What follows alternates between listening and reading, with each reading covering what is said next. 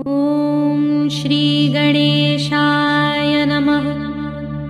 अस्य श्रीरामरक्षास्तोत्रमन्त्रस्य बुधकौशिकऋषिः श्रीसीतारामचन्द्रो देवता अनुष्टुप्छन्दः सीताशक्तिः श्रीमद्हनुमानकीलकम् श्रीसीतारामचन्द्रप्रीत्यर्थे जपे विनियोगः।